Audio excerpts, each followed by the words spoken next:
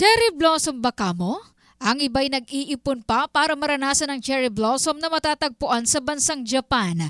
Hindi mo na kailangan pang bumiyahe ng napakalayo at gumastos ng napakamahal dahil sa kung cherry blossom lang naman ang pinag-uusapan, matatagpuan mo na ito sa bulan sa Sorsogon.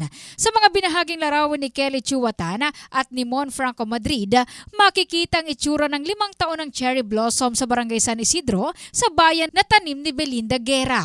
Ito ngayon ang nagiging atraksyon sa lugar at plano pang mas paramihin.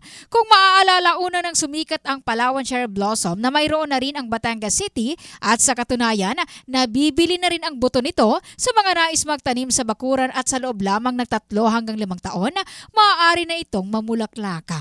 Yan ang report natin sa inyo ng Drive Max Adult Herbal Capsula. Lalaking laging umaangat. Ito si Brigada Julie Rodriguez Beliana ng Brigada Nusa from Philippines, the Music and News Authority.